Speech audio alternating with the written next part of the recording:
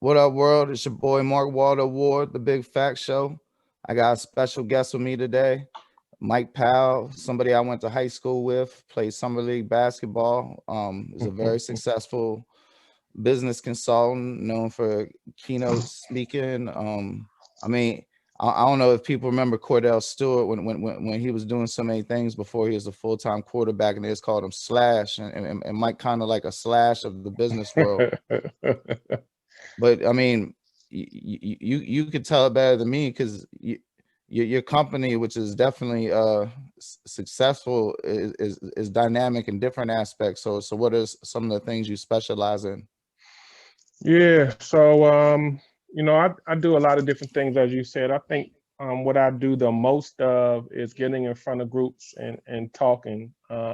So I teach leadership a lot. I teach a lot of diversity. I teach goal setting. I teach communication skills. Um, anything that's kind of related to helping people to become more successful in whatever area of their business or in their life is kind of what I speak on. Now my company, we obviously do a lot of different things. We do systems engineering. We do some project management. We do long-term consulting. Um, we have a staff of about 10 people who have different clients that they work with. But for me, what I really enjoy doing most is getting in front of groups and talking, or working one-on-one. Doing coaching, things like that. Speaking of coaching, take it back. We first met. Well, we first met at like this program they have for kids going into high school in the ninth grade. But Yeah, I think we also around that time met at summer league basketball. I know we spent time playing basketball in the gym during that. yeah. Do you remember? I mean, I want to get off topic a little bit. Nah, nah. Do you remember Of when course. you remember when you went on a ski trip? Yeah, man. That changed my life, man. and and you remember we was in the Civic, the black dude, I forgot his name, but he was downstairs, and he had been involved in civil rights. I remember he was hella interested in somebody from Glass Man. I want to say Anthony Barnett, but I know somebody from Glass Man. It was like, you going skiing, man, you ain't supposed to go skiing. And he pointed at me, and he was like, he's supposed to go skiing. And then he was like, Mark, he gonna break his leg. Watch. Oh my gosh. I do not remember that story, Mark, but you But know but but what? but what happened? He sure did jinx me because I sure did break my leg on that ski trip. And I have not been on the slopes since. I Shit, was just I can thinking about imagine. that. Yeah, man. But those were good times, man. Through the good and the bad. I know you didn't have as many fond memories of that time at Oxford Hill as I do, but overall we still had some good experiences and some good times. Well, that's one of the things I wanted to talk to you about. Like, congratulations on all your professional success. Yeah. But I've always known you as a kind, caring individual. I could tell stories, but we don't really need to get into that. And I wonder what used to go through your mind, because you were on the basketball team, and there was some people, and there was some talented people who never made the basketball team, but you got close with from playing with them in the summer league. And I Yeah. wonder, I wonder what used to go through your mind when you could see that some people were clearly going in a wrong direction, It's tough, especially man. given that you were going in a upward. Yeah, yeah. When we young, especially in high school, um, we're just really just trying to make it out. You know what I mean? Like, stay out of trouble, not put ourselves in any, bad situations, and just graduate. I mean, academically, I was terrible in high school. But one thing that I was always good at was building relationships with people.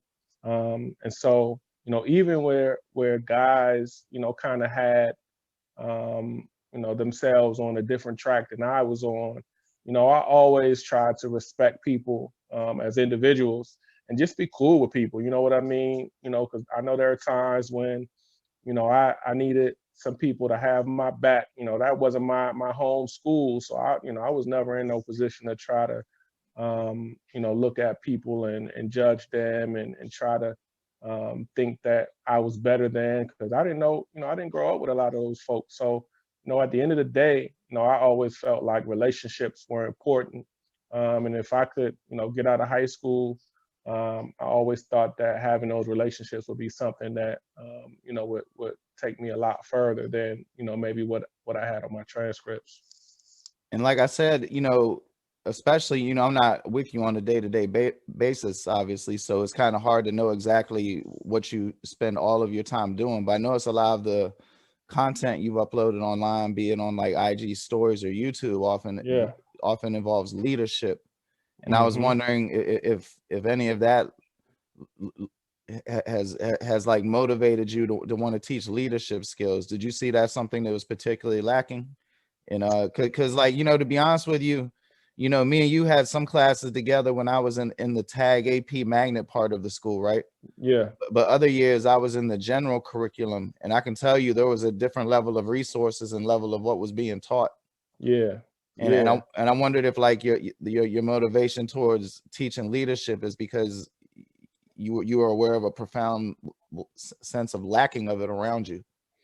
Yeah, I mean, I would love to say that I was that aware and insightful when I was that age. What motivates you now then? I think right now is that people don't understand what leadership is, and people don't recognize that they have the potential within them to be leaders. And so, what I did understand was, playing basketball, you see those formal leaders, you see those people on the team who kind of emerged as leaders.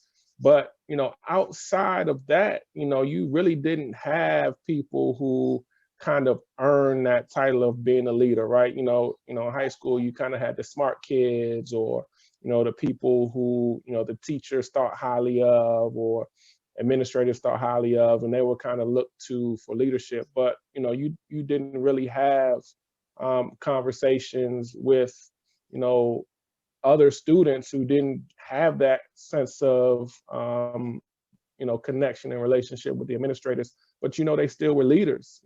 Leaders in their neighborhoods, leaders in their communities, leaders in their class. And I didn't really take my first leadership class till I went to college, and I just felt like that's too late to start learning what that really means. So part of what I try to help people understand is that you could be a leader at any time, at any age. It doesn't matter what your background is, what your resources are. Doesn't matter whether you're in the front, in the middle, or in the back.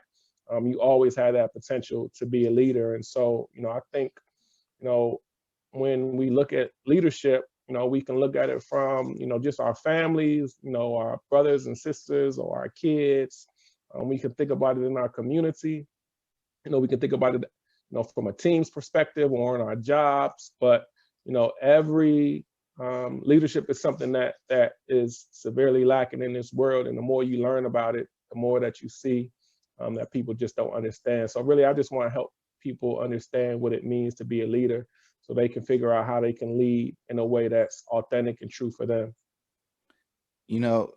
Thank you, because I was gonna ask you to elaborate on what people misunderstood about that.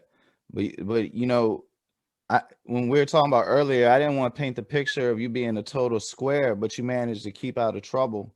And I was wondering if you had any insights into what people can do to strengthen their self-discipline.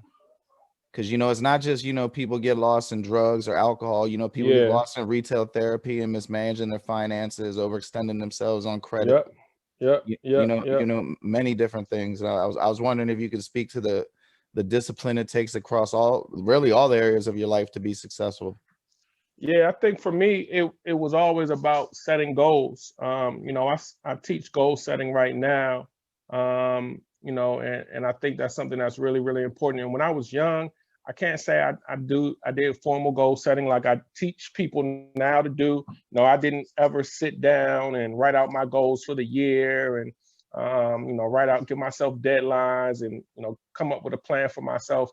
But I always knew that I wanted to be successful. and I always knew what the things that I could do that would get in my way of being successful. So really, all of my, life was trying to figure out, how can I grow and develop, but also create experiences for myself that keep me on the path to being successful. And So, you looked at it that objectively, I like think, you thought yeah. to yourself, like, I need to improve. What can I do to like that was So routinely on. I mean, obviously it wasn't at the forefront of your mind yeah, every day. Like, yeah. still you're hungry and you want to go to carry out, but like that was constantly something you were aware of. So I knew that I was always a big relationship person, right? So, even when I was not, from that neighborhood where, the kids grew up and I went to that high school, I thought relationships were important. But I also knew that some of the kids were doing things that I did not do. And, I didn't want to put myself in a situation where I was doing something that was out of my comfort zone, but I still wanted to build a relationship with people because I always thought that was important. I knew I wanted to go to college. So, I knew I couldn't do things that were You're going to still friends stop with some me. of these people, Absolutely, absolutely, to this day. And so, ones that have gone through trials and tribulations, to your yep, credit. yep, absolutely. It's actually crazy that we're having this conversation because I was just talking to some of the guys early this morning about Chuck and when he R.P. got Charles killed. Marsh. Yeah. And that was, right around this time of our 12th grade year when he got killed. So, absolutely. I remember it clearly. I heard the shot. Yeah, man. I was one of my buddies said he ran into Chuck's father at the grocery store not too long ago, and he still has that pain, and knowing that, When you mentioned earlier about me having bad memories, like that, a lot of that's tied to that. yeah, I was a yeah, little resentful that because you were actually friendly with him and spoke to him and conversated with him. Like, you even would yeah, know his father or know somebody that knows his father. And yeah, like, I'd sit there and rap with him. He was interesting as hell. But yeah. a lot of people that was so-called sad, I remember they didn't give him the time of day. No, absolutely, absolutely. He was one of those guys. Again, I talk about relationships. So, I was cool with Chuck. What We happened were when your man cool. ran into him with his father though? He mentioned that he was just still hurting and sad that I'm his son's sure. killer was still on the loose, and he hasn't. It's been over 20 years now, and he still don't have any resolution on that. Man, that's a tough thing. He'll probably never get resolution because statistically, it's unlikely that his killer's still on the loose. It's just Yeah, yeah, the case has never been solved. never been solved. Yeah, I mean, I remember when there was efforts made in that direction. I hate to get morbid, but the news hasn't done a good job of reporting COVID. But you're aware on Facebook, there's the Fallen Clipper site, and I've been a little troubled that oh yeah, it seems like a lot of people have been overcome. yep, I mean, yeah, especially since like March when it started to really seem to kick off. yeah. It's tough, man. This pandemic, really has revealed, I think, a lot of things about people to themselves that they weren't quite ready for or weren't quite aware of. And so, I know it sounds kind of cliche, but a lot of folks, you either come out of this stronger, or you come out of this, ready to break. You've been And stressing wellness, I've noticed. yeah, wellness is important. Wellness is really, really important. Self-care, physical fitness, mental fitness, spiritual fitness, emotional fitness. Without All being of those things are disrespectful, important. I know that all these weren't things that you would spend a great deal of time devoting your energies to in the time before. How have you been able to find a balance? I think so. You probably have seen, but we haven't spoke about it. But I have a daughter now. She'll be 14 months on Christmas, and so it has just been a complete shift of everything that I thought this year was really going to be, because I'm still adjusting to being a dad for the first time, and kind of envisioning what this time is going to be in my life. And everything that I imagine is so different than what it is, because we haven't really been able to do anything. So really, in terms of finding balance, it hasn't been super difficult because it's not a whole lot of options for me. It's not a whole lot of things that take my distraction away. I mean, to cause distraction and take my attention away. I think the hardest thing has just been trying to get into a fitness routine, because that's one of my, wellness practices that I really believe in, is just kind of doing some type of workouts to kind of get that energy going, get those I would good tend to vibes agree. going. Yeah, so that's something that I have had the hardest time kind of managing, but working out at home has been really, really cool and fun. So I've had a good time trying out different types of workouts from home. You know, earlier I was talking about the dichotomy of the different levels of education that was presented at the same school. And, Yeah. sadly, I remember, without naming names, but, a couple of my closer friends, they made it to college after school. But, Hmm. they didn't make it through the AP classes or whatever. Yeah. And when they got to college, they put them in remedials and they became disinterested and left out of it with very little credits and in debt. Yep. And that leads me to think about how you stress preparation, but it also leads me to think about how a lot of people don't even know what it takes to be prepared. Yeah. And give me some advice on how someone can be prepared from things from college, applying for colleges, to Yeah. Yeah. corporate Yeah. job Yeah. interviews, to, I mean, you get where I'm going with it.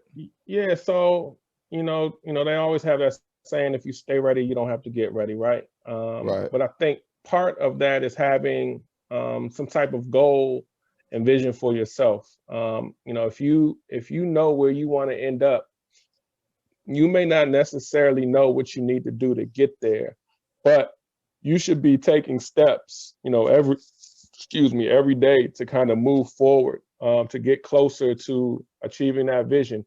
And during that process, you go through experiences that help you get prepared.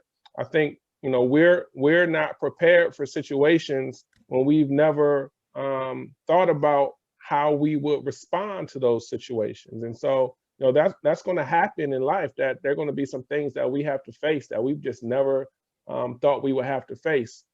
So because of that, it's really important to control as much of the things that you can control. So the things that you do want to do, the goals that you have for yourself, the visions that you want to achieve for yourself, start thinking about what you need to do, what you don't need to do, what type of timelines you need to have to achieve those things, because really that journey and that process is what prepares you.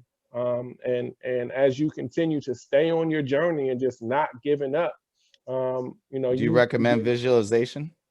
Oh, I do vision mapping. I do vision boarding. I do visualizations. I people say And you write down goals? I write down goals. Yep, yep. I do. I write down my goals usually once a year. So it's safe to say Usually, that, like, reinforcement in any shape, form, or fashion is highly indicative to being successful in your overall aim. I think reinforcement helps it to stay in the forefront of your mind. So one of I love listening to Nipsey Hussle. He's one of my favorites, and one thing that he said is that his most outstanding characteristic that made him successful is that he didn't give up.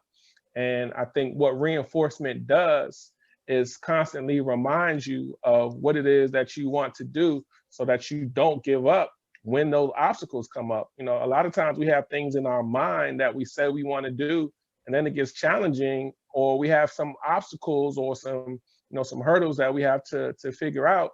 And when it gets tough, we really forget how important that thing was to us, or it really just wasn't that important to us in the first place, and we just kind of give up. But I think for the things that we say that are important, our finances, our family, our careers, whatever, our relationships, as we set goals for ourselves and intentionally position ourselves to achieve those things, then life has a way of teaching us and giving us what we need in order to get to where we want to be. But you have to be intentional. It's not just going to happen because you sit back and think somebody's going to give it to you, or it happens by accident.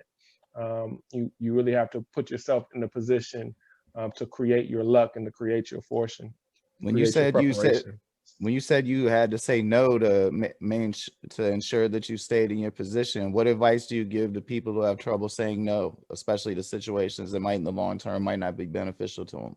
Yeah, you got to ask yourself, what's your payoff, right? Why do you say no? What are you getting out of that? What are you getting out of saying yes? I remember I was doing some work with this organization. This guy runs one of the rec centers out here in Maryland, and he was getting upset during one of my workshops because the guys playing ball were always coming out of the rec center late, after it closes. And you know how that last point goes, right? When you're trying to get to 11, 9 and 10, those going to take 3 hours to get those last 2 points, right? Everybody gonna argue and everybody going to win by argue, 2. everybody going to foul. Yeah, all that stuff is going to happen. So he would always end up closing the rec center late because, those last few points always were contentious.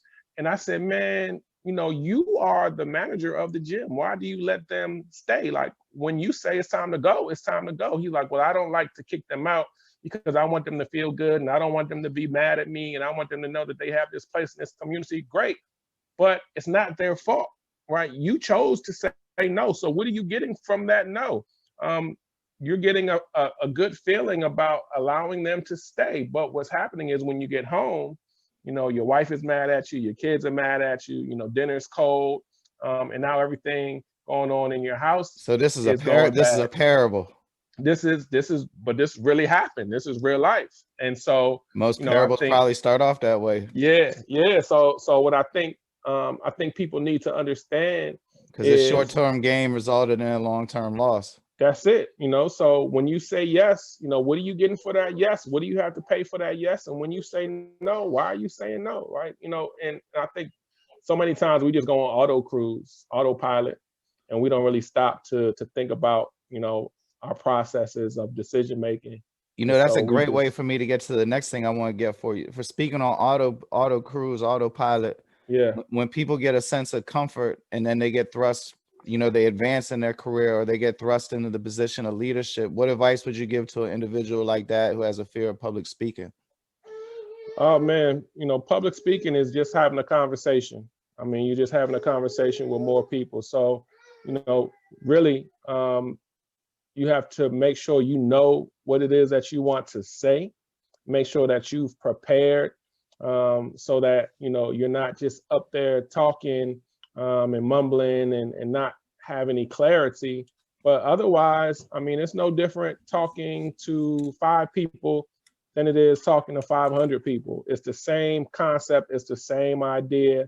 The stage is a little bit brighter, but you take yourself through the same process. 5 people are going to, feel what you're saying, and 500 people, it's going to feel what you're saying. And if you're not comfortable and confident with one person, you're not going to be comfortable and confident with 100 people. So it's really about being prepared and making sure you know who your audience is and what you want to say to them, and get across to them.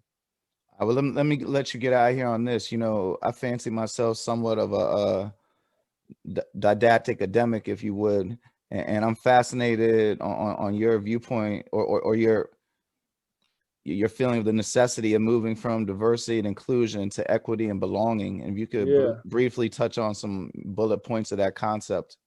Oh man, thank you for asking me that. That's something that I'm really happy to talk about. For so long, when people have talked about diversity has been about a numbers game, right? How many white people do we have? How many Black people do we have? How many Latinas do we have? How many old people do we have? How many young people do we have, right? And so they're constantly looking and trying to make sure that they have the right number of people that kind of represents, the culture or the population that we're trying to serve. And that's cool. If you want to have those numbers and that makes you feel good and you think you've done something great. But, diversity isn't just about getting the right numbers.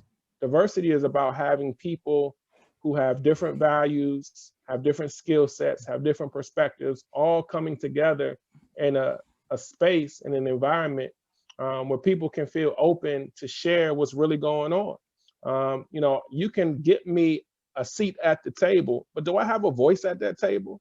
right? Do you think I add any value to the table? Do I get an opportunity to make any decisions at that table? A lot of times I sit at that table and I realize that there was a meeting before that meeting that I wasn't a part of. Well, there's going to be a meeting after this meeting that I wasn't a part of. So you sitting me at this table and making me feel like I got some influence or some power, but really I don't. But because I'm in this body, or I'm in this skin color, or I came from this school, you have to put me there to get the numbers game. And it's not really about including me because I'm a number. It's really about creating an environment where I feel like I belong, where I feel like there's a community, where I can feel like I can truly be myself, where every single day I can be authentic, and I can talk about who I am and what I bring to the table, and I can speak up, and I can Did you work show for up other companies before authentically. you had your own company? Oh yeah, absolutely. I worked in the federal government. I worked in the nonprofit. I worked Were higher those ed. abilities you were just speaking of lacking? Always, And always. how did that affect you psychologically? Did it get into your personal life? Did it? Yeah, nobody wants to work somewhere where you don't feel good, where you don't feel valued. I don't know about you, but I've had plenty of places where I've been where I liked what I did, but I hated the environment. I hated the company. I could not stand the people who I worked with or the people I had to spend time with. There Yeah, are I haven't had that experience too many times. Yeah, man. There are plenty of times when I've been in situations where I'm like, this is cool, but it would be better if I was with this group of people, or it would be better if I could be doing this, but I didn't have to, have on this suit. If I could have thrown on some jeans and some J's, You watch I really Insecure? not a whole lot. I've seen a Did you few see when she be episodes. at her nonprofit and how they be acting? I did see that. Is that I did something see that's that. did that ring true to you? Yeah, absolutely. Absolutely. I mean, I started a nonprofit, almost 2003, almost 20 years ago now. But so you was at Um, Oxon Hill dealing with white people like me and Jeremy and Podorsky. But how did it feel to you when you got around like those condescending white people? Did that you shit know, surprise you? Or mm, you'd already encountered that as it was? I had kind of encountered that, even though Oxon Hill, is a Black neighborhood and a Black community, and Prince George's County, for that matter, is primarily Black now. It wasn't always like that, right? It was a very country county, where horses and hunting and fishing. Do you know, like, you know how I know about your peoples, right? Yeah. Do you know who my grandfather is? Who's your grandfather? He's Waldo Ward. He died in either 1953 or 1955. He owned most of PG County, and he developed the first land there. And he was the first person in Maryland to sell a mortgage to a Black person. Wow. Yeah. So people don't know that side and don't really understand that. My father remember when the first Black people moved into Forest Heights. Yep. And I used to live in Forest Heights, and I remember it was like all Black people in Forest Heights when I was there. And when I moved to, When I to lived Fort there, though, it Washington, was all Black people. all Black people. But I had plenty of white folks who were still in my neighborhood growing up who, they didn't really like, the Black kids in our neighborhood, and they ended up moving away. Because where you lived in Fort Washington, it was like the richest Black suburb in America at the time, if I remember correctly. But you were like less than 20 miles away, and I never encountered these people. But like, what was it, Indian Head Highway? If you went down there was like literal like people whose like family were in this thing called the Legion, which was similar to the Klan. Yep. And they would still get up to no good sometimes. Yep. And right that never touched where I was at, because they were considered where I was at the ghetto. But you actually could potentially interact with those people in like Brandywine and places, right? Oh yeah, absolutely. Brandywine, Waldorf, all of that part of Charles County, which has really I don't know if the word if gentrified is the word for that part. I ain't been there long enough to be able to speak on it. Yeah, but it's definitely become more urban in the past 10 to 15 years than it was when we grew up. I mean, the development up there is crazy. But growing up, that wasn't really a place that I was going to hang out at all, but it is now. I don't go there now, but there are a lot more options for us to hang out there now than it was when we were growing up. How do you maintain the ability to give this message to younger people? Because I see in your videos that like you go speak at you did go speak at colleges, and Yeah. it looked like the students were paying attention. They weren't like, doing their homework for another class or things of that nature. Man, I still think like a young person. I still feel like a young person. I know I got these gray hairs on my chin, but my daughter is 14 months, so I got to stay young. I still listen to the same music. I'm still on social media. I'm still hip to some of the things that they're talking about and some of the things that they're doing. And then when I come out, I'm real. I try to be authentic. I don't try to come out and act like I'm talking down to them because they're younger than me. I don't try to act like I You know always everything. had that ability. Yeah, I always out want of to everybody connect where with you them. was from, you talk to us the best. Well, I appreciate that. You never made us feel like some people from where you lived at made us feel like they thought that they were better than us. And some of that might have been our insecurities, but you cross those bridges better than anybody. And we're talking about a school that had 5,000 people in it. Yeah. Well, I take that as a compliment, man. It used to amaze me. Intentional. Because I was real cool with all the Glass Manor dudes, and you was the only person I knew that was from anywhere like Indian Head, Tantalian, Fort Washington, that the Glass Manor dudes liked. Yeah. Nah, it helped. I thought that was impossible. That was like some Capulets Montague shit. It helped to be tall and to play basketball, right? So, I earned a lot of respect playing basketball with those guys first, and so. Even after I stopped playing basketball, they knew I wasn't just no dude from that neighborhood that thought I was better than them. I always felt like we could hang out. Even before it was, like you said, when it was just playing in the gym, you know what I mean? Before it was on the team, it was just like, yo, we just playing ball. I don't know where you from. I don't know what you want, but we trying to get this win. And, we gotta speak up and make sure things are straight, and we'll do that too. But, at the end of the day, I think everybody who came to play ball was there because they just wanted to get better at their game and just do something that they enjoyed. And I built a lot of relationships. Unless girls were in the gym. Then they play hard shit. They want attention too. Exactly. But you mentioned how you be on social media. Before we get out here, where can people look for you, your services, your company, and talk to you on social media? Yep, all my social media is MP Consults, MPCONSULTS. That's Twitter, Instagram, my Facebook, my LinkedIn is Mike Powell. I have a blog, mpconsults.com. So, anybody who wants to hit me up, I don't post as much as I used to. I really post now when I'm having events. So if anyone is interested in any of my workshops or any of the events, you offer virtual workshops as well, right? I'll put links to that in the description for anybody hearing the audio versions of this. Yep. All of those things are available. Virtual coaching, virtual workshops, all that stuff, man. So one-on-one coaching too. One-on-one, small groups. Yep. All of that. My goal is to help people to be successful. So whatever I can do to help folks do that, man, whether it's you by yourself, one of your family members, one of your colleagues, something, I want to help you be successful. Well, I mean, you're certainly helping me be successful. I really appreciate your time. Thank you very much. Thank you, brother. It's always a pleasure to speak to you. Oh, no doubt.